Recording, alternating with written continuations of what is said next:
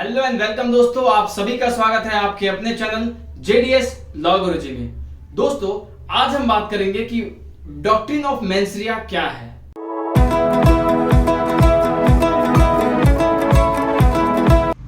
तो दोस्तों, आज हम समझेंगे डॉक्ट्रिन ऑफ मेंसरिया।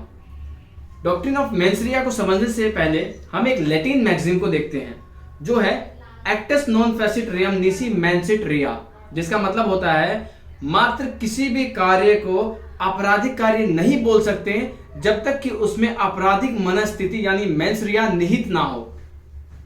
आइए दोस्तों, इसको और बारीकी से समझने के लिए दो केस लॉ देखते हैं। ये केस लॉ जो है ये मेंसरिया के स्कूल्स भी कहे जाते हैं, विद्यालय हैं जिससे हम मेंसरिया को स्टडी करते हैं। सबसे पहला केस है श्रेयस वर्सेस डी रुटजेन 1895, जिसमें बताया गया था कि प्रत्येक स्थिति के अंदर आपराधिक मनस्थिति निहित होगा, यानी कोई भी ऐसा क्रिमिनल एक्ट होता है तो उसमें मेंसरिया होता ही है।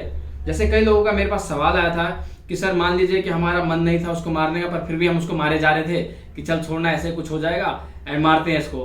तो दोस्तों, आपका भले ही वैसे मन ना हो, लेकिन जब आप मार रहे हैं उसको, कंटिन्यूसली थप्पड़ मार रहे हैं या घूसे लात कुछ भी मार रहे हैं, तो उसमें ऑटोमेटिकली आपका जो है मेंसरिया इन्वॉल्व हो गया। जी हाँ दोस्तों, ऑटोमेटिक आपका मेंसरिया इन्वॉल्व हो गया, यानी आप दोषी माने जाएंगे।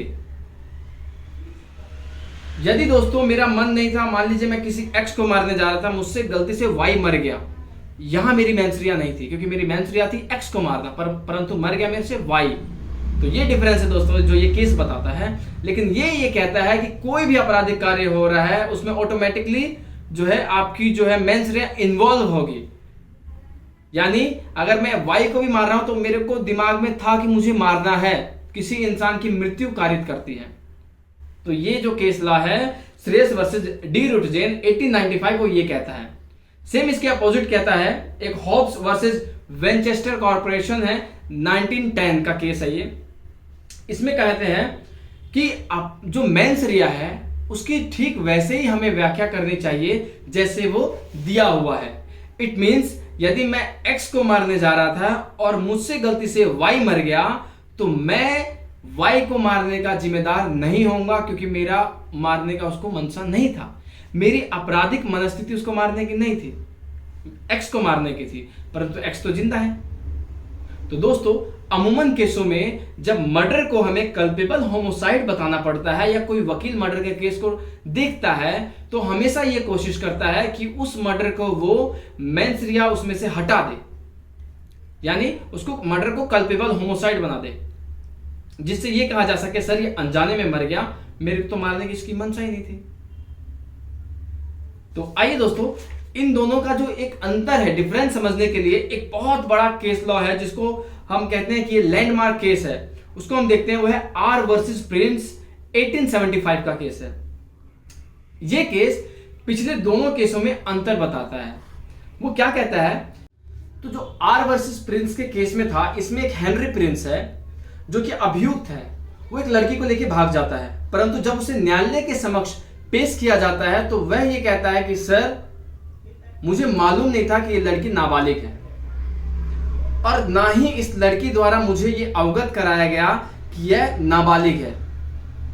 और दोस्तों मैं आपको बताऊं, वो लड़की देखने में भी मेजर लग रही थी, बालिग लग रही थी, परंतु जो उसमें जस्टिस थे उनका नाम था जस्टिस ब्लैकबर्न। वो ये कहते हैं कि ये फर्क नहीं पड़ता कि हेनरी प्रिंस को क्या लगा और क्या नहीं लगा, फर्क यह पड़ता है कि अकॉर्डिंग टू डॉक्यूमेंट्स वो नाबालिग लड़की है। तो हेनरी प्रिंस उस नाबालिग लड़की को भगाने का दोषी है और इसके लिए उसको उसके खिलाफ यानी सख्त से सख्त कानूनी कार्रवाई की जाए। तो दोस्तों ये इसमें डिसीजन आया। दोस्तों इसके और भी बहुत सारे महत्वपूर्ण जो है केसेस हैं, जैसे क्वीन वर्सेस टॉल्सन है, और भी ऐसे बहुत सारे केसेस हैं जिसको आप स्टडी कर सकते हैं मेंसरिया को स्टडी करने के लिए। परंतु मैं दोस्तों आपको बता दूं लास्ट में कि इसके एक एक्सेप्शन भी है, यानी अपवाद भी है दो। पहला है स्ट्रिक्ट लायबिलिटी। जिस केस में स्ट्रिक्ट लायबिलिटी हो जाती है उसमें मेंसरिया का होना ना होना मायने नहीं रखता। और दूसरा है पेटी नेचर के जो केसेस होते हैं, यानी जो छोटे मोटे केसेस होते हैं, इनमें भी मायने नहीं रखता मेंसरिया का होना या ना होना।